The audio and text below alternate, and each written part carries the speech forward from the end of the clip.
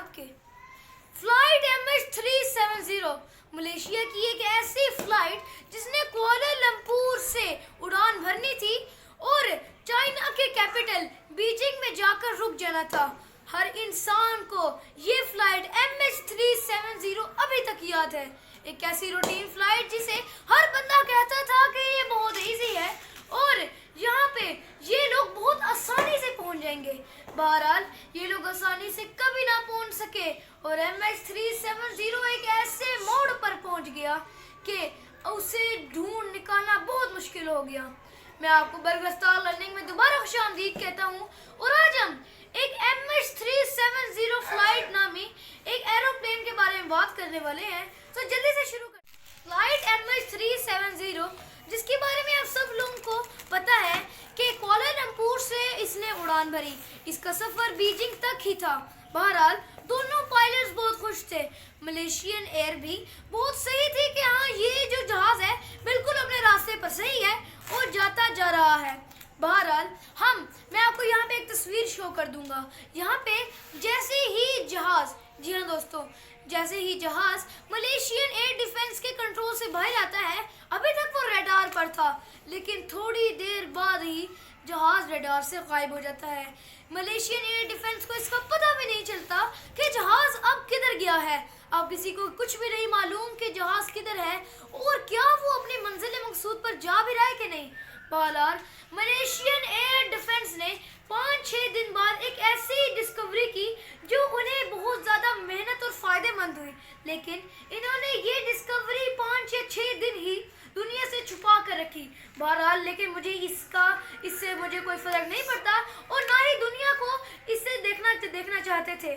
Malaysian air defence ने इस खबर को इतना वाज़ेह नहीं किया, लेकिन बहरहाल 5-6 डेज के बाद इन्होंने इसको दुनिया के सामने रखा और ये जो बात थी मैं आपको इसी बात के ऊपर एलैबोरेट करने वाला हूँ। असल में बात ये थी कि MH370 की फ्लाइट यानी जो उसका जहाज था वो रडार से गायब तो ज़रूर हो गया होगा, लेकिन 5-6 दिन बाद मलेशियन एयर डिफेंस को ये जहाज मिल गया रडार पर।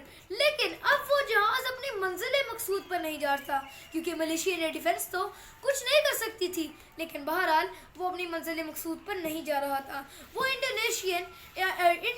और थाई फिर के दरमियान जाके पहुंच गया था। उन्होंने लेफ्ट टर्न लिया और बिल्कुल ही टर्न करके उधर ले गए।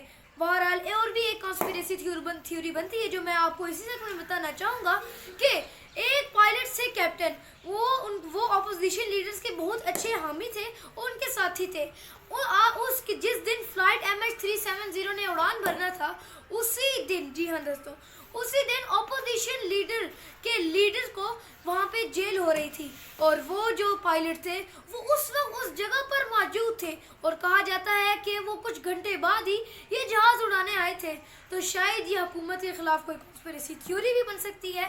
बहरहाल हम इस सच्चाई से महरूम हैं, लेकिन और भी कॉन्स्पिरेसी थ्योरीज बनी कि MH370 फ्लाइट अपने इस रास्ते से क्यों भटक गई। बहरहाल आपको यही बताना चाहूँगा।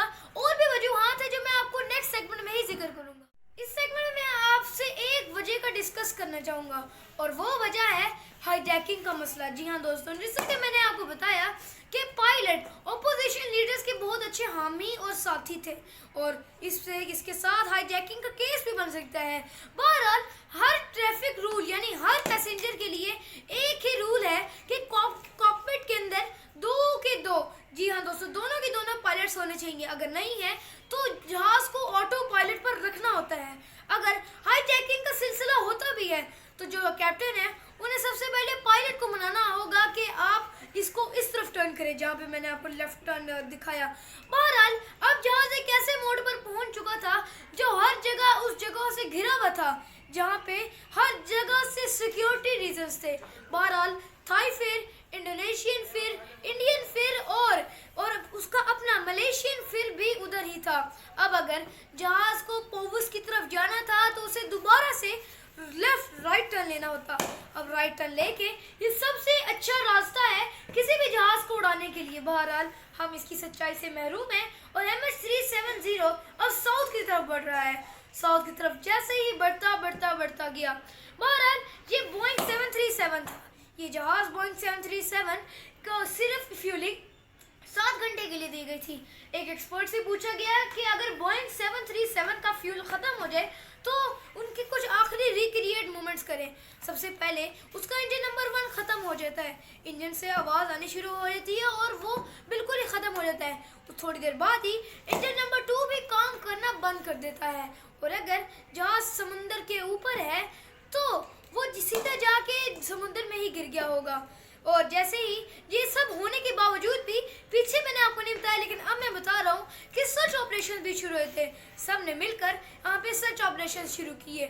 ऑस्ट्रेलिया के उस हिस्से में सर्च ऑपरेशन हुए क्योंकि जहाज साउथ की तरफ जा रहा था, तो इसी ने ऑस्ट्रेलिया ने ही इसी चीज़ की रिस्पॉन्सिबिलिटी ली और मलेशियन ने, थाई ने और इंडोनेशियन ने सब ने मिलकर इसका सर्च ऑपरेशन किया। लेकिन MH370 फ्लाइट नहीं मिल सकी और कुछ ना कुछ थोड़े बहुत डेब्रिज मिले थे, लेकिन वो इस चीज़ के लिए नाकाफी थे कि जहाज़ के साथ असल हुआ क्या है।